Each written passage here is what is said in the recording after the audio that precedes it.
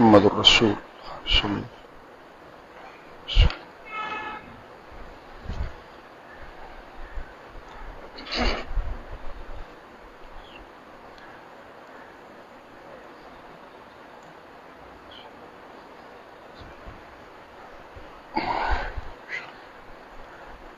رب اشرح لي صدري ويسر لي امري واحلل عقدة من لساني يفقهوا قولي.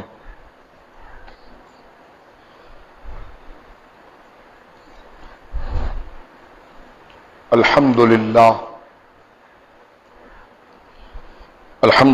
المبدئ المعيد الغني الحميد ذي العفو الواسع والعقاب الشديد، والصلاة والسلام على سيد الأنبياء خاتم النبيين سيد المرسلين شفيع المذنبين سيد الأولين والآخرين سيدنا وحبيبنا نبينا وكريمنا ومولانا محمد صلى الله عليه وسلم عبده ورسوله بالهدى ودين الحق أرسله. اما بعد فاعوذ باللہ من الشیطان الرجیم بسم اللہ الرحمن الرحیم. انما یخشی اللہ من عبادہ العلماء. وفی موضع آخر اعوذ باللہ السمیع العلیم من الشیطان اللعین الرجیم وربک یخلق ما یشاء ویختار. آمنت باللہ صدق اللہ العظیم. ببرکۃ ان اللہ ملائکۃ یصلون علی النبی یا ایھا الذین آمنوا صلوا علیہ وسلموا تسلیما. اللہم صل علی سیدنا وحبیبنا نبینا وکریمنا ومولانا محمد وبارک وسلم صلاۃ وسلاما علیک یا سیدی یا حبیبی یا رسول اللہ. کلہم من رسول اللہ ملتمس غرفا من البحر اور اشفا من الدیم منزہ عن شریک فی محاسدہ فجوہر الحسن فیہ غیر منقصب. هو الحبیب الذی ترجى شفاعته لكل حول من الاحوال مقتحب. ثم الرضا نبی بکر وعن عمر وعن علی وعن عثمان ذی الکرم. مولا صلی وسلم دائما سرمدا علی حبیبک خیر الخلق کلہم. اللہ کی حمد و ثنا نبی محترم نبی معظم باعث تخلیق ارض و سما صلی اللہ علیہ وآلہ آلہ وصحبہ وبارک وسلم کی بارگاہ مقدسہ میں انتہائی محبت و عقیدت کے ساتھ درود و سلام پیش کرنے کے بعد تمام تعریف اللہ وحدہ لا شریک کے لیے ہے. جمعۃ المبارکہ کا ہمارا یہ تسلسل کہ جس میں ہم اسلام کی قداور شخصیات جن کا عرس یا ولادت جس مہینے کی مناسبت سے ہے تو ان کی مبارک زندگیوں سے اور ان کے مبارک ذکر سے اپنی مشام ایمان کو معطر کرنے کے لیے اور دینی ذوق اور اسلامی فکر اپنے اندر تازہ اور بیدار کرنے کے لیے ہم اس سے استفادہ کر رہے تھے. رجب المرجب کا یہ مبارک مہینہ اپنے بزرگی کے اعتبار سے اور قبولیت اعمال اور حسنات کے اعتبار سے جہاں ایک بزرگ اور دیگر ماہ و سال کے اعتبار سے ایک بڑا معتبر مہینہ ہے، وہیں پر اس مبارک مہینے کے اندر ایسی برگزیدہ اور ایسی عظیم ہستیوں کا اور ایسے اہم ترین لمحات اور حالات کا ذکر اس مہینے مبارکہ کے اندر موجود ہے کہ جس میں ہم ان ہستیوں کے ذکر سے قرآن و سنت اور اپنی زندگی کی عملی شکل و تعبیر و تصویر کو احسن طریقے سے سمجھ سکتے ہیں. کل کی جو شب گزری ابھی الحمدللہ تعالی سرکار خواجہ خواجگان سرکار غریب نواز رضی اللہ تعالی عنہ ورداہنہ اور سلسلہ عالیہ چشتیہ کی ایک تاریخی تحقیق کو ہم نے سننے اور سنانے کا ہمیں موقع ملا. سلسلہ عالیہ چشتیہ کی اہمیت اور اسلام کی فروغ کے لیے اور دین کی پختگی کے لیے اور جناب رسول مکرم صلی اللہ علیہ وسلم کے پیغام کے اشاعت کے لیے سلسلہ عالیہ چشتیہ کی جو خدمات بر صغیر کے اندر رہی ہے وہ ہم اختصار کے ساتھ آپ کی خدمت میں ہم نے گزشتہ رات پیش کی۔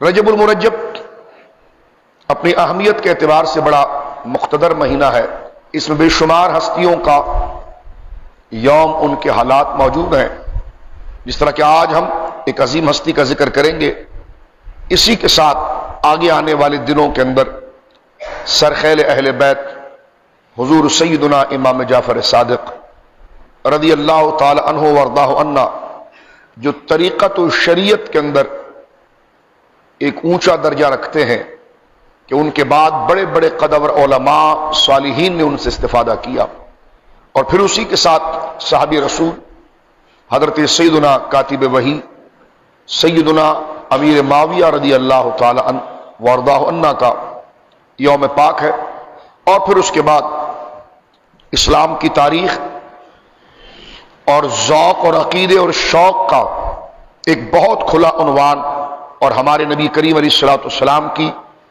کو جو اللہ نے شان عطا فرمائی ہے، تو وہ شانیں جو حضور کے شایان شان ہیں، ان شانوں میں ایک شان سیر معراج ہے۔ یہ سارے مبارک واقعات اور حالات اور یہ یادیں اس مبارک مہینے کے اندر موجود ہے، جو ہمارے لیے ذوق ایمان اور اسلام کی قوت اور اسلام کی فکر و محبت کو ہمارے دلوں کے اندر پہلے سے زیادہ مسلسل اور پہلے سے زیادہ بیدار کرتی ہے۔ رجب المرجب کے ابتدائی دنوں کے اندر، جس کا گزشتہ ہم نے جمعے میں آپ کے سامنے جمادی الثانی کے اواخر کے اندر سلسلہ نقشبندیہ کے ایک عظیم ہستی حضور سیدنا خواجہ باقی باللہ رحمۃ اللہ تعالی علیہ، جو سرکار امام ربانی مجدد الفسانی رحمۃ اللہ علیہ کے پیر و مرشد ہیں، شیخ محقق شاہ عبد الحق محدث دہلوی رحمۃ اللہ علیہ کے پیر و مرشد ہیں، ان کی سوانح اور ان کے عرس کے حوالے سے چند باتیں ذکر کی۔ آج جن ہستی کا ذکر ہم کرنا چاہتے ہیں، یہ صحابہ کرام رضوان اللہ علیہ اجمعین کی جماعت میں ایک عظیم صحابی ہے، اسلام کی جدوجہد کے لیے، اسلام کی نصرت کے لیے، اور اللہ رب العالمین جل وعلا کی توحید اور وحدانیت کے شوق میں انہوں نے ایک طویل عرصہ مختلف جگہوں کا طے کیا، اور پھر جناب رسول مکرم صلی اللہ علیہ وسلم کی بارگاہ میں حاضر ہوئے۔ ان کا شمار حضور سید عالم صلی اللہ علیہ وسلم کے عالم اور فاضل صحابہ کے اندر ہوتا ہے۔ میری مراد حضور سیدنا سلمان فارسی رضی اللہ تعالی۔ آپ کا یوم وصال رجب المرجب کے ابتدائی تاریخوں کے اندر ہے، لہذا ہم نے چاہا کہ اس تسلسل کے ساتھ جہاں ہم اکابر کا ذکر کر رہے ہیں، تو ان ہستیوں کے ذکر کو بھی ہم اپنے لیے مشام ایمان کو معطر کرنے کے لیے ایک ذریعہ بنائے۔ حضرت سلمان فارسی رضی اللہ تعالیٰ اسلام کی ایک برگزیدہ شخصیت ہے، اور صحابہ کرام رضوان اللہ علیہ مجمعین میں عالم اور فاضل صحابہ کرام کی صف اول کے اندر حضرت سلمان فارسی رضی اللہ تعالیٰ کا ذکر ہوتا ہے۔ روحانیت کے اندر آپ کا ذکر مبارک اختصار کے ساتھ گزشتہ جمعے میں ہم نے اشارتاً ذکر کیا کہ آپ روحانیت اور ولایت کے اندر حضرت سیدنا ابوبکر صدیق رضی اللہ تعالیٰ کی خلیفہ اجل ہیں، اور سلسلہ نقشبندیہ کے اندر سارے سلسلہ نقشبندیہ کے اندر وہ تسلسل آپ ہی کی ذات پر جا کر منتہا ہوتا ہے، اور آپ پھر حضرت ابوبکر صدیق رضی اللہ تعالیٰ کے دست مراد پر اس فیض کو حاصل کرتے ہیں، یعنی حضرت سیدنا صدیق اکبر، ان سے خلافت ہے حضرت سرکار سلمان فارسی کو، اور ان سے حضرت سیدنا صدیق اکبر کے نواسے حضرت قاسم بن محمد کو، اور ان سے حضرت سیدنا امام جعفر صادق کو، اور ان سے حضرت بایزید بستامی کو، اور یہ سلسلہ نقشبندیہ سلسلہ آگے بڑھتا ہے۔ سلمان فارسی رضی اللہ تعالیٰ اسلام کی ایک بڑی برگزیدہ شخصیت ہے، اور حضرت عبداللہ ابن عباس رضی اللہ تعالیٰ سے روایت ہے کہ صحابہ اکرام نے انہیں ایک جگہ بٹھا کر کہا کہ آپ اپنے ایمان کا واقعہ ذکر فرمائیے کہ آپ جناب رسول مکرم صلی اللہ علیہ وسلم تک کیسے پہنچے، اور آپ کہاں کے رہنے والے تھے، آپ نے کیا کیا حالات گزارے، کیونکہ آپ کی زندگی کا ایک طویل سفر ہے، اور اللہ نے آپ کو عمر بھی بہت بڑی عطا فرمائی۔ بعض مورخین لکھتے ہیں کہ آپ کے وصال کے وقت عمر آپ کی 80 سال تھی، بعض نے لکھا 150 سال تھی، بعض نے لکھا 250 سال تھی. یہ حضرت سلمان فارسی رضی اللہ تعالیٰ عنہ کو اللہ رب العالمین نے بہت طویل عمر عطا فرمائی. مسند امام احمد کے اندر اگر ہم دیکھیں گے تو مسند امام احمد میں مسلسل 7 سے 8 حدیثیں تفصیل کے ساتھ حضرت امام احمد بن حنبل رضی اللہ تعالیٰ نے اپنی مسند کے اندر حضرت سلمان فارسی کے ایمان سے متعلق ذکر کی ہے. طبقات ابن سعد کے اندر امام محمد بن سعد رحمت اللہ تعالی علیہ نے طبقات کے اندر بڑی طوالت کے ساتھ آپ کے ایمان کے واقعات کے مختلف گوشوں کو ذکر کیا. اب آگے بڑھتے ہیں. حضرت سلمان فارسی رضی اللہ تعالیٰ عنہ کہتے ہیں کہ میں اصفہان کا رہنے والا تھا. اصفہان موجودہ ایران کا ایک صوبہ ہے. اصفہان کا رہنے والا تھا. مسلم امام احمد میں روایت موجود ہے صحیح احادیث کے اندر, مجموعہ زوائد کے اندر یہ تسلسل کے ساتھ کئی روایات ہیں, کیونکہ آپ کے ایمان لانے کا واقعہ اس قدر عجیب ہے کہ اس کو محدثین نے کئی اسناد کے ساتھ مختلف جگہوں پر نقل کیا ہے. حضرت سلمان فارسی کہتے ہیں کہ میری پیدائش ایسے گھرانے کے اندر ہوئی کہ جو مجوسی تھے, یعنی آگ کی پوجا کرنے والے تھے, اور میرا والد اپنا ایک کاروبار رکھتا تھا, ایک تجارت رکھتا تھا, کھیتی باڑی تھی ہمارے پاس, دیگر اور چیزیں تھیں. لیکن میں اپنے ماں باپ کا ایک لوتا بیٹا تھا. میرے ماں باپ نے میری ایسی تربیت کی جیسے بیٹیوں کی جاتی ہے, یعنی مجھے گھر سے باہر نہ نکلنے دینا, گھر میں رکھنا, ہمیشہ میری حیات اور میری سہولیات کو مہیا کرنا, اس ڈر کے ساتھ کہ کہیں یہ باہر جائے, کوئی نقصان پہنچ جائے اور اسے کوئی حادثہ لاحق ہو جائے. تو میرے ماں باپ نے مجھے گھر کے اندر رکھا جیسے لڑکیوں کو رکھا جاتا ہے. کہتے ہیں کہ ایک وقت ایسا آیا کہ جب میری عمر 15 سال کے قریب ہو گئی تو میرے والد گرامی کی طبیعت خراب ہونے لگی. تو انہوں نے ایک دن مجھے کہا کہ تم جاؤ اور جو میرا کاروبار ہے ذرا اس کو دیکھاؤ اور تم چلے جاؤ, لیکن شام ہونے سے پہلے جلدی واپس لوٹ آنا.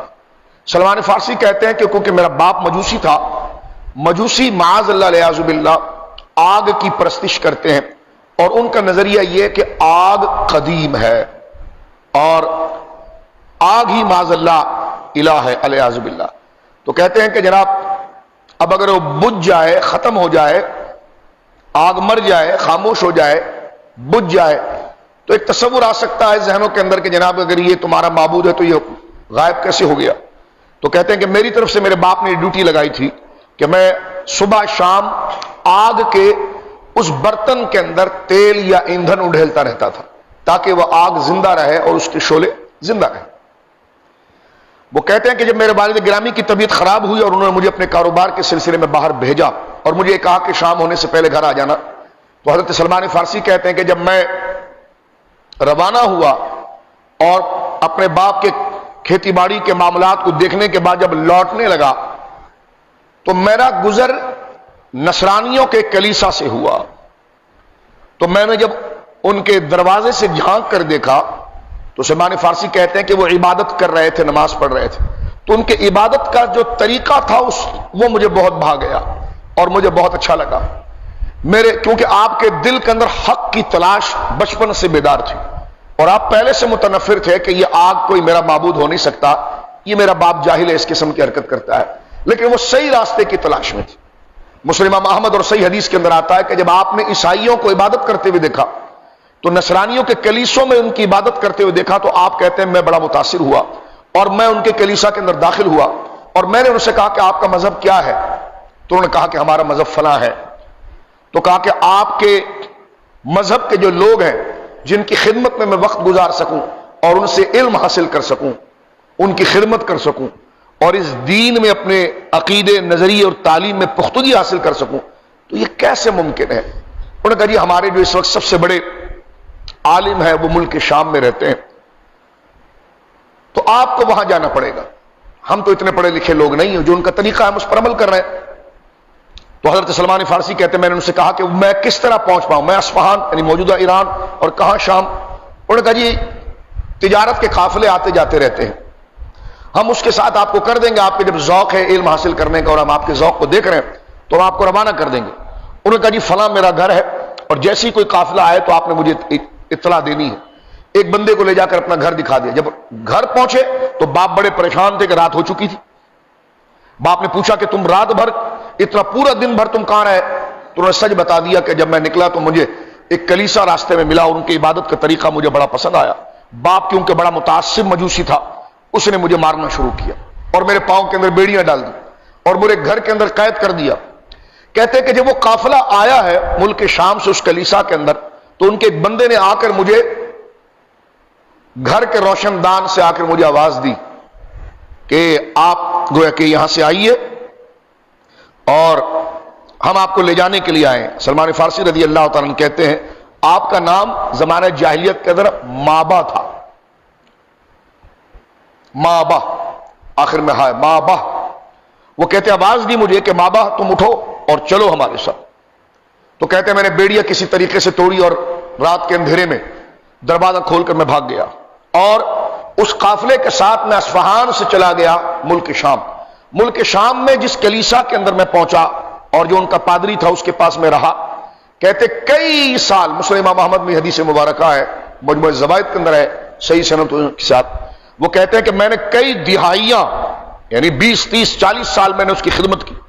وہ اپنے محلے کے اندر بہت بڑا امام, بہت بڑا مقتدی, بہت بڑا مقتدا, بہت بڑا مرشد کہلاتا تھا, لیکن اس کے عمل اچھے نہیں تھے. وہ لوگوں کو صدقے کی تلقین کرتا تھا, پھر ان کا صدقہ اپنے پاس جمع کر لیتا تھا, غریب اور فقراء میں تقسیم نہیں کرتا تھا.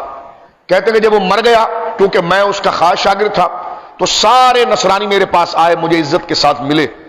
تو میں نے ان سے کہا کہ دیکھو یہ بندہ جو مر گیا یہ بوڑھا تو تھا لیکن یہ تمہارے صدقے خود کھا جاتا تھا. تو کہیے آپ کیسی بات کر سکتے ہیں, یہ تو ہمارے بہت بڑے بزرگ تھے. تو انہوں نے کہا آپ کمرے میں آئیے. تو کہا کہ جب اس نے پیسے جمع کیے ہوئے تھے سونے چاندی جس مٹکے میں جمع کر کے رکھے تھے, تو میں نے کہا کہ دیکھیں یہ 10-12 مٹکے پڑے ہوئے ہیں, اس میں سارا وہ سونا چاندی رکھا ہوا ہے. جب دیکھا گیا تو ان کو بڑا غصہ آیا اور انہوں نے اس کو دفن کرنے کے بجائے ایک سولی پر ٹنگا کر اس کو پتھر سے مار مار کر گویا کہ اس کے بدن کے پرزے پرزے کر دی.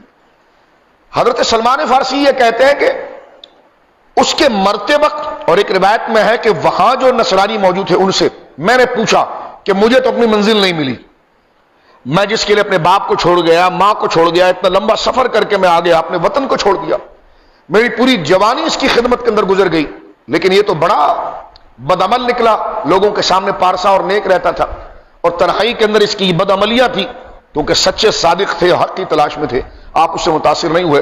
تو آپ کو بتایا گیا کہ عراق کے اندر جو جگہ موصل, جہاں حضرت یونس علیہ السلام کا مزار ہے تکریت کے ساتھ, کا موصل کے اندر ایک بہت بڑا رئیس عالم ہے, آپ ان کی خدمت میں جائیے. حضرت سلمان فارسی کہتے ہیں میں کرتا کیا نہ کرتا, میں تو اپنی منزل کی تلاش میں تھا, میں نے ملک شام سے رخت سفر باندھا اور موصل عراق پہنچ گیا. کہتے عراق کے اندر میں جس بندے کے پاس رہا اس کی میں نے بہت خدمت کی. وہ بندہ اچھا آدمی تھا, سلمان فارسی کہتے ہیں, بڑا روزہ رکھنے والا, نمازیں پڑھنے والا, اور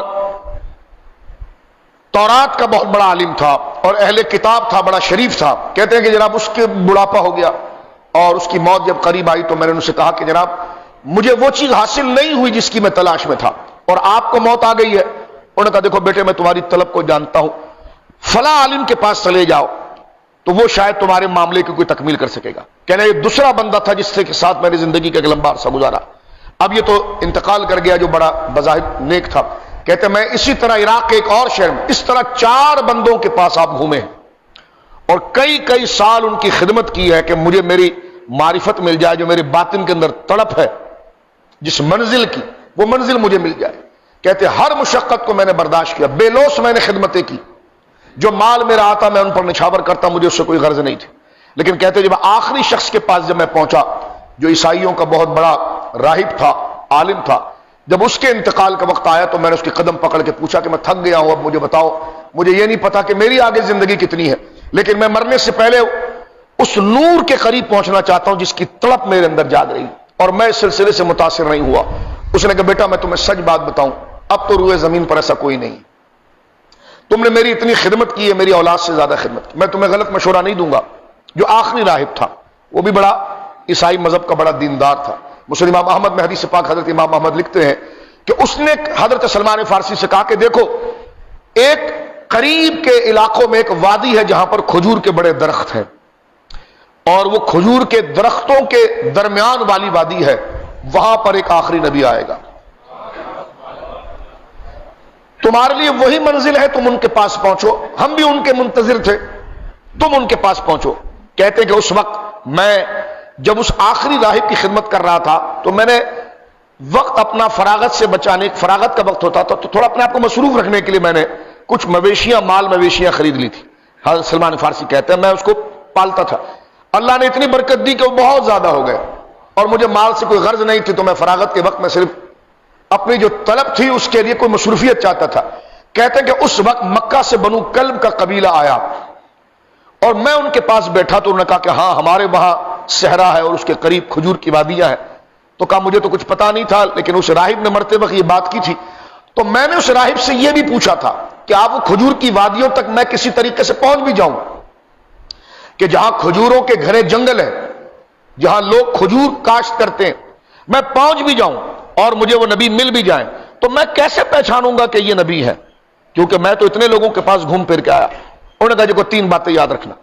ایک، وہ صدقہ کبھی قبول نہیں کریں گے تیرا، وہ صدقہ کبھی نہیں کھائیں گے، وہ تیرے سے ہدیہ لیں گے اور اس کو قبول بھی فرمائیں گے.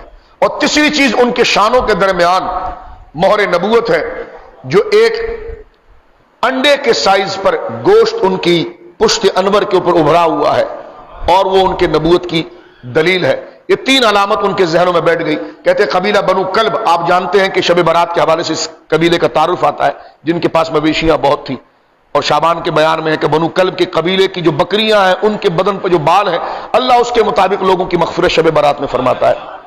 تو اسی قبیلے کے لوگ کہتے ہیں کہ جناب جب وہ آ گئے تو میں نے جب ان سے وہ باتیں سنی تو میں ان کا بڑا دیوانہ ہو گیا. میں نے کہا مجھے پہنچا دو. انہوں نے کہا کوئی خرچہ پانی دے دو. انہوں نے کہا یہ میری جتنی مویشیاں سب لے لو. یعنی جو کرایہ بنتا تھا وہ بہت مختصر تھا اور میں نے جو ان کو دیا وہ اس سے کئی ہزار گنا زیادہ مال تھا. میں نے ان کو کہا یہ سب لے لو مجھے سے. انہوں نے کہا تم دیوانے ہو، ہم تو صرف ایک اونٹ کے بدلے تمہیں پہنچا سکتے ہیں. انہوں نے کہا مجھے ان اونٹوں سے کیا کرنا ہے، مجھے ان گائیں بکریوں سے کیا کرنا ہے، یہ سب تمہارا ہوا، مجھے بس اس جگہ تک پہنچا دو جہاں میری منزل موجود ہے. کہتے ہیں انہوں نے ظلم یہ کیا کہ میری ساری مویشیاں بھی لے لی اور مجھے گلے میں رسی باندھ کر غلام بنا لی اور مکہ کے اندر لا کر مجھے بازار میں کھڑا کر دیا جہاں بندے بکتے تھے اور کہا یہ، کیونکہ میں بڑا حسین اور خوبصورت اور اصفہان کا تھا تو میری بہت بڑی مول انہوں نے لگائی کہ جناب اس کو خرید لو. کہتے قسمت میری جوبن پر تھی، مجھے ایسے یہودی نے خرید لیا جو مدینے کا رہنے والا تھا. کہہ رہے کہ میری طلب اللہ کے فضل سے سچی تھی. میں بکا مکہ کے اندر، چلے کہاں کہاں سے دیکھے تھے، ملک اصفہان سے چلے 15 سال کی عمر میں. اب یہ عمر ہے کہ جناب ان کے قریب بڑھاپا آ چکا ہے. کہتے ہیں کہ یعنی جوانی ان کی تقریباً ڈھل رہی ہے. کہتے ہیں کہ جب میں مکہ کے اندر بکا تو جس کی یہودی کے ہاتھ پر بکا، ایک حدیث میں آپ نے یہ بھی فرمایا ہے کہ جناب ایک عورت کے ہاتھ میں بکا جو مجھے لے گئی مدینے، اور مدینے لے گئی جب مدینہ یثرب کہلاتا تھا اور سرکار کریم علیہ الصلوۃ والسلام مدینہ منورہ تشریف نہیں لائے تھے اور یثرب کی زمین کو قدم مبارک رکھ کر آپ نے مدینہ نہیں بنایا تھا. کہتے ہیں کہ جناب جب میں وہاں پہنچا تو کھجور کی وادیاں تھی تو میرے اندر ایک خوشی کی لہر آ گئی. کہہ رہے یہ تو وہی جگہ ہے کہ جس گلی میں جاؤ، جس محلے میں جاؤ، کھجور ہی کھجور ہے، درخت ہی درخت ہے. تو یہ علامت تو مجھے مل گئی ہے کہ یہ وہی وادی ہو سکتی ہے کہ جہاں کے لیے مجھے، کیونکہ وہی علاقہ ہی پورا کھجوروں کا یعنی جنگل نما تھا. کہتے ہیں کہ جناب میں اس یہودی کے مزرعہ میں، اس کی کھیت میں اور اس کے باغ میں کھجوروں کا کام کرتا رہا. ایک وقت ایسا آیا، کہتے ہیں کہ جناب کئی زمانے کے بعد دوپہر کا وقت تھا، میں کھجور کے درخت پر چڑھا ہوا تھا اور میں وہاں سے کھجور کی گویا کہ جو نئی پیداوار ہو رہی تھی اس کو کپڑے کے ساتھ باندھ رہا تھا. وہ ایک خاص اس کی گویا کہ طریقہ کار ہوتا ہے کھجور کو پکانے کا تاکہ اس کو دھوپ زیادہ نہ لگ جائے وغیرہ وغیرہ. کہتے ہیں میں وہ کر رہا تھا. اتنے میں جو میرا مالک تھا نا، اس کے چچا کا بیٹا یا اس کا چچا یا اس کا کوئی قریبی رشتہ دار دوڑتا ہوا آیا میرے پاس اور مجھ سے یہ کہنے لگا مجھے تو وہ وہی لگتے ہیں. کہتے ہیں جناب اس نے جب تعجب سے یہ جملہ کہا نا کہ مجھے تو وہ وہی لگتے ہیں، تو کہنے کہ اس کی آواز ایسی گھبراہٹ والی تھی کہ میری توجہ درخت پر میں تھا، میری توجہ اس کی طرف ہو گئی اور میں نے اپنے کان ادھر لگا دیے. تو میرے مالک نے اس سے پوچھا کون؟ کہا پگڑی بھی ویسی باندھی ہے. سبحان اللہ. بیٹھے بھی ویسے ہیں، بات بھی ویسی کرتے ہیں. کلثوم بن ہدم کے مکان کے اندر آئے ہیں، کہیں وہ نبی تو نہیں، اور وہ خود کو نبی کہتے ہیں. تو کہتے ہیں میرا مالک بڑا متعصب یہودی تھا، اس نے یہ بات کو کہا کہ نہیں وہ نہیں ہو سکتے. لیکن کہتے جب میں نے یہ آواز اوپر سن لی کہ جناب وہ نبی، کھجور کی وادی اور نبی، اور یہ خود تصدیق کر رہا ہے کہ ہماری کتابوں میں جو ان کی علامات ہیں، امامہ شریف کیسا ہوگا، شمائل مبارک کیسے ہوں گے، داڑھی مبارک، کہتے ہیں جب وہ سب چیزیں آ گئی تو کہنے لگے درخت پر میرا بدن کانپنے لگا. اللہ، یہ حدیث کے الفاظ. اللہ کہتے ہیں سرکار کے عشق میں میرا بدن کانپنے لگا درخت کے اوپر. ایک روایت میں آتا ہے کہ میری گرپ کھل گئی اور میں دھڑام سے زمین پر گر گیا. یعنی ایسی کیفیت طاری ہو گئی. بیدم وارسی نے کہا نا کہ ازل سے لائی ہے ہستی میں آرزو رسول، کہاں کہاں لیے پھرتی ہے جستجو رسول. سبحان. کہتے ہیں میں زمین پر گرا اور ایک حدیث پاک میں آتا ہے کہ اوپر میرے ہاتھ اور بدن کانپنے لگے کہ کہاں کہاں میں پھرتا رہا، آج میری منزل بالکل میرے قریب آ گئی. کہتے ہیں کہ میں جب نیچے کی طرف آ گیا تو میں نے اپنے مالک سے کہا، اپنے اس مالک کے رشتہ دار سے کہا وہ کہاں رکے ہوئے ہیں، وہ کیا آپ کیا کہہ رہے تھے؟ کہ لگا میں نے یہ پوچھا تو میرے مالک نے میرے منہ پر تھپڑ مارا اور مجھے کہا تجھے اس سے کیا کرنا ہے، جاؤ اپنا کام کرو. کہ لگے جناب ایک ڈنڈا اٹھا کر میرے بدن پر مارنا بھی شروع کیا، لیکن میں نے اتنی مشقتیں پہلے اٹھائی تھی، یہ چند لاٹھیاں میرے پہ کیا اثر کرتی. لیکن جو حضور کا عشق تھا اور اسلام کی محبت تھی، میں نے جگہ کو سمجھ لیا تھا. کہتے اس وقت تو میں چلا گیا. 2-3 دن کے بعد میں نے کچھ کھجوریں جو مجھے انعام میں مزدوری میں ملی تھی وہ میں نے لے جا کر مارکیٹ میں بیچ دی، اور اس سے جو رقم بن گئی وہ لے کر میں پہنچا، اور اس کے ساتھ کچھ کھجوریں بھی تھی. کہنے کہ وہ کچھ کھجوریں اور کچھ رقم لے کر میں پہنچا تو میں اس مقام پر پہنچا کہ میری آنکھ نے یہ شرف پایا کہ سرکار کریم سامنے جلوگر تھے. سلمان فارسی کا یہ تسلسل، ہمیں تو تھال میں دسترخوان پہ اسلام مل گیا ہے. اس لیے کلمہ پڑھنا اور ہے، مسلمان ہونا اور ہے. اللہ ہوگا. کہتے ہیں کہ جب میں پہنچا سرکار کریم علیہ الصلوۃ والسلام کی خدمت مبارکہ میں تو میری ہمت نہیں تھی کہ نظر اٹھا کر دیکھتا. آپ کا ایسا جلال تھا اور آپ کی ذات مبارکہ کا ایسا روب تھا، آپ کی گفتگو کے اندر ایسا روب تھا کہ میرے بدن پر ایک کپ کپی تھی. میں قریب آ کر بیٹھا تو حضور سید عالم ایک ایک سے ملاقات فرما رہے تھے. جب میرا نمبر آیا تو مجھ سے کہا ہاں کیا کام ہے تمہارا؟ کہنے لگے کہ میں کچھ تحفہ لایا ہوں، میں کچھ چیز لایا ہوں. فرمایا کیا لائے ہو؟ کہنے لگے میں صدقہ لایا ہوں. تو حضور نے ہاتھ نہیں لگایا، فرمایا یہ مساکین صحابہ ہیں، ان میں تم تقسیم کر دو. کہتے پہلی شرط تو میری مکمل ہو گئی کہ انہوں نے صدقہ قبول نہیں کیا. کہنے کہ 3-4 دن گزرنے کے بعد یہ میرے پاس تھوڑی سی اور کوئی چیز مال کے طور پر آئی، اس سے میں نے اعلیٰ قیمتی کھجور خریدے اور سرکار کریم علیہ الصلوۃ والسلام کی بارگاہ معلّہ کے اندر میں پہنچا. سرکار کریم علیہ الصلوۃ والسلام نے مجھے دیکھ کر اب مسکرایا کیونکہ میں دوسری دفعہ آیا تھا. میں جب قریب پہنچا تو سرکار نے فرمایا ہاں اب کیسے آنا ہوا؟ کہ لگے آپ کی بارگاہ میں تحفہ لایا ہوں، ہدیہ لایا ہوں. تو سرکار نے فرمایا کیا لائے ہو؟ تو انہوں نے کھجور دیا. تو سرکار نے اسی وقت ان کے ہاتھ سے کھجور لے کر تناول فرمایا. انہوں نے کہا دوسری بات یہاں پر مکمل ہوئی کہ آپ نے ہدیہ قبول کر لیا، صدقہ قبول نہیں کیا. اور فرمایا یہ وقت کون سا تھا؟ جب غزوہ بدر ہو چکی تھی، غزوہ احد ہو چکی تھی، اس کے زمانے کے بعد کا یہ واقعہ ہے.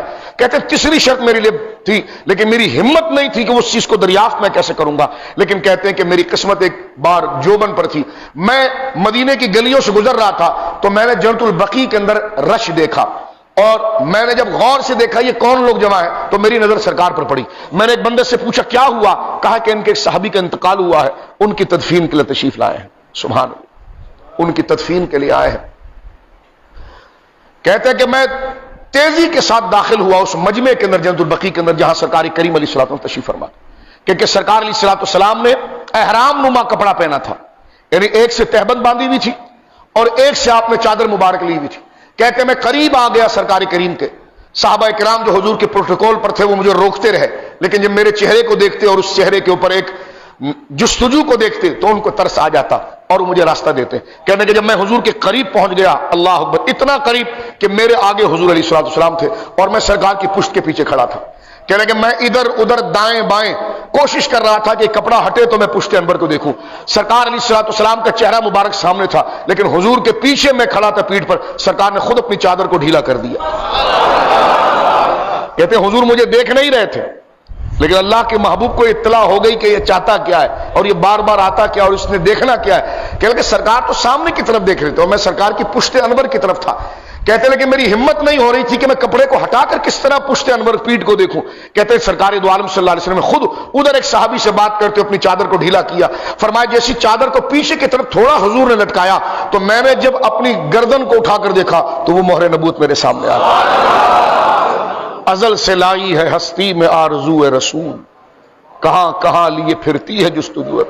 فرماتے مجھ پر رقت طاری ہو گئی، میں روتا رہا یہاں تک کہ اپنے آپ کو برداشت نہ کر سکا تو میرے ہونٹ جا کر سرکار کی پیٹھ پر لگے اور میں نے سرکار علیہ الصلوۃ والسلام کی پشت انور کو بوسہ لیا، उस मोहर नबूवत को बोसा लिया और मेरी रिक्कत को देखकर सहाबा हैरान थे कि अजनबी आदमी कौन है।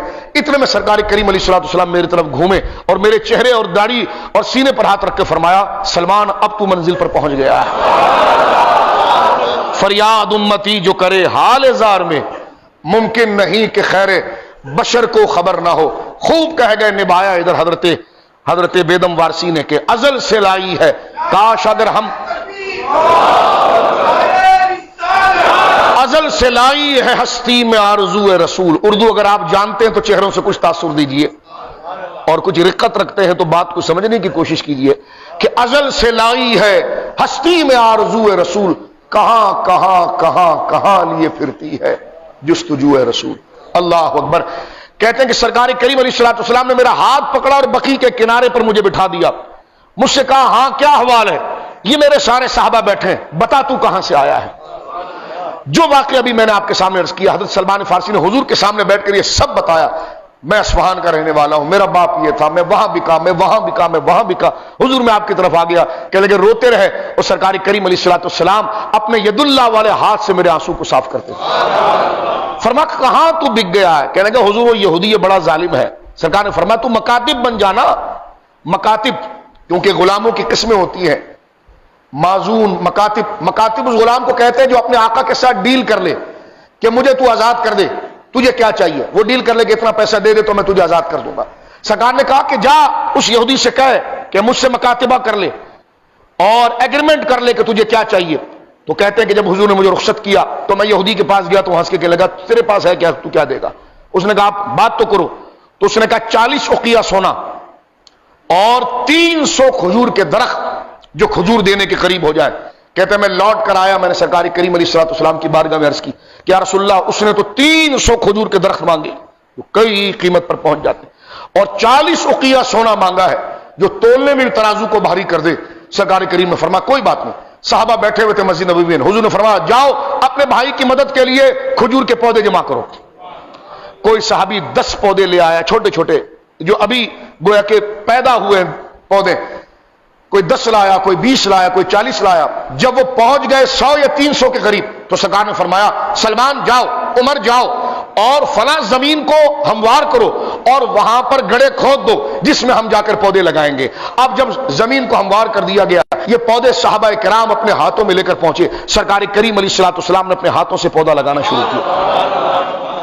फरमाते ये 100 या 300 के करीब पौधे जो थे ये हुजूर अलैहिस्सलाम ने अपनी दस्ते मुबारका से लगा दिए और फरमाते हैं कि फिर हुजूर ने फरमाया ये हो जाएगा। फरमाया जिस उम्र में पौधा खजूर का दरख्त बनकर कई सालों में फल के लायक होता है, फरमाया चंद दिन या चंद माह गुजरे थे, दरख्त उतने बुलंद हो गए और वो खजूर देने के लायक हो गए। इस सरकार अलैहिस्सलाम का अजीम मौजज़ा।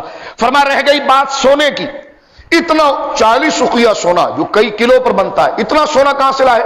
फरमाया करीब में एक सरिया हुआ था, यानी साहबा किराम का गजवा हुआ था, उससे माल गनीमत आया। उसमें कहते हैं कि अंडे के साइज से भी छोटा सोने की एक डली सरकार करीम के पास जब साहबा ने रखा तो हुजूर ने फरमाया हाँ वो मिस्कीन सलमान कहां पर है? मिस्कीन सलमान कहां है? सलमान फारसी खड़े, हुजूर मैं हूं। फरमाया इधर आ जाओ, आगे आगे। सरकार ने वो छोटी सी डली जो थी सोने की वो उठाई और सलमान फारसी के हाथ में दी। फरमाया जाए उस यहूदी को कहे कि तराजू लगा दे और 40 उकिया का वजन रख दे और ये डली एक पलड़े में डाल दे, ये 40 उकिया के बराबर हो जाएगी। सलमान फारसी कहते हैं कि मैंने अपने हाथ में लेकर, क्योंकि शागिर्द है इत्मीनान चाहते, मैंने कहा हुजूर ये तो इतना से सोना है, ये 40 उकिया के बराबर कैसे होगा? सरकार ने फरमाया दोबारा मेरे हाथ में दे। सरकार ने लिया। हदीस पाक में आता है कि सरकार ने अपने होंठों के ऊपर उसको फेरा। ये मुस्लिम इमाम अहमद में हदीस है, मजमू ज़वाइद में हदीस है कि पतली पतली गुले कुद्स की पत्तियां, उन लबों की नजाकत पे लाखों सलाम। मेरा इमाम के अपने होंठ मुबारक पर सरकार ने उसको फेरा। एक रिवायत में आता है कि मस्सल लिसानी, हुजूर ने अपनी जबान पर उस सोने को रखा और रखने के बाद वो जुबान जिसको सब कुन की कुंजी कहें उसकी नाफिज हुकूमत पे लाखों सलाम। सरकार करीम ने वो सोने की डली दी। फरमाया सलमान आंख बंद करके जा, ये सोना है तो राई के दाने के बराबर, लेकिन ये वजन में पहाड़ के बराबर हो जाएगा। ये सोना ले जाकर जब दिया और तोला गया तो वाकईतन वो सोना उतना بڑھ گیا اور حضرت سلمان فارسی رضی اللہ تعالی عنہ وردہ آزاد ہوئے، اور اللہ رب العالمین نے سرکار کی قرب سے آپ کو وہ علم کی فراوانی عطا فرمائی کہ آپ ایمان میں داخل ہو رہے ہیں غزوہ احد کے بعد، یعنی یہ 4 ہجری کے 5 ہجری کے اندر اور 4 ہجری اس کے درمیان آپ کے ایمان لانے کا واقعہ ہے، کیونکہ 5 کو غزوہ خندق ہوئی ہے، اور غزوہ خندق جب منعقد ہوئی تو غزوہ خندق کو کھودنے کے لیے جس کے مشورے کو حضور نے سب سے پہلے قبول کیا وہ حضرت سلمان فارسی رضی اللہ عنہ۔ حضرت سلمان فارسی، جس طرح میں نے عرض کیا آپ کو، وقت ہمارا ختم ہو گیا ہے، 80 سال عمر شریف آپ نے پائی، ایک روایت میں کہ 150 سال عمر پائی، ایک روایت میں کہ 250 سال عمر آپ نے پائی۔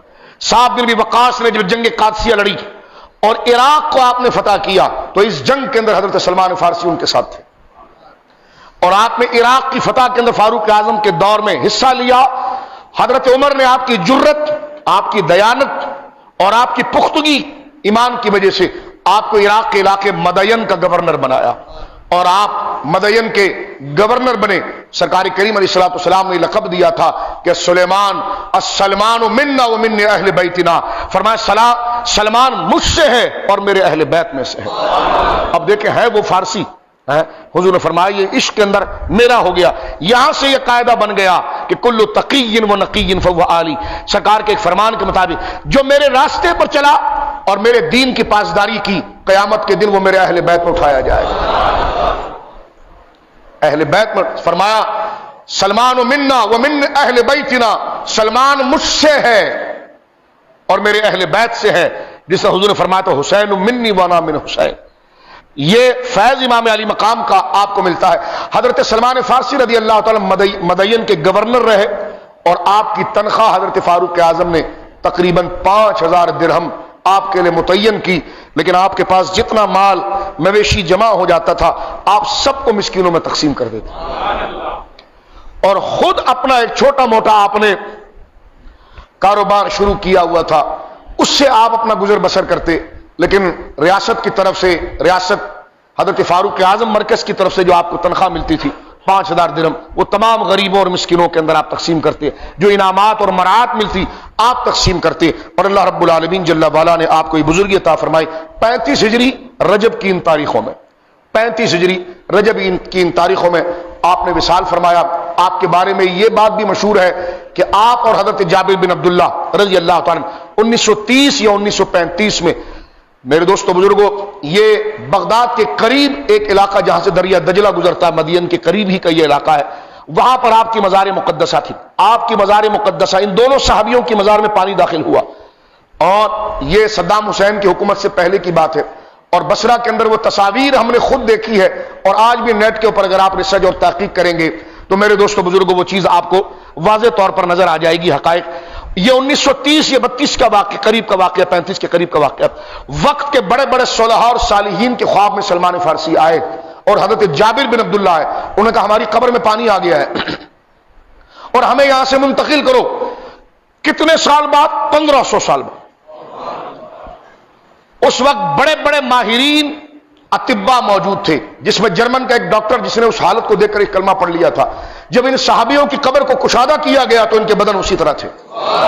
حضرت سلمان فارسی، حضرت جابر بن عبداللہ کی آنکھوں کو جب دیکھا گیا تو زندگی ایسی تھی کہ آنکھوں میں گھومنے والا پانی بھی ویسی تھا، وہ مسلمان ہو گیا۔ آپ کے بدن مبارکہ، دونوں صحابیوں کے بدن مبارکہ کو وہاں سے اٹھایا گیا اور باقاعدہ جنازے کی ڈولی میں رکھا گیا، لمبے لمبے بانس باندھے گئے، جس پر گویا کہ شرف پانے کے لیے عراق کے مسلمانوں نے کندھا دینے کا شرف دیا، اور وہاں سے لا کر آپ کو مدین کے اس علاقے میں، مدین کسرا کے اس علاقے کے قریب آپ کی تدفین کی ہے، جہاں زیارت کے لیے ہر مسلمان پہنچتا ہے۔ بغداد شریف سے 1-1.5 گھنٹے کا راستہ ہے مدین کا علاقہ، اور حضرت سلمان فارسی اور حضرت جابر بن عبداللہ ایک ہی جگہ پر آرام فرما رہے ہیں۔ تو آپ کا عرس پاک تھا، لہٰذا ہم نے یہ حالات بیان کی ہے۔ اللہ رب العالمین ہمیں محبت صحابہ، عزت صحابہ، عزت اہل بیت کا جذبہ عطا فرمائے، اور ہمارے اس روشن ماضی کے صدقے اللہ ہمارے دلوں سے ہوس، لالچ کو نکالے کہ ہم تیل کی دھار دیکھ کر مسلمان بنتے ہیں،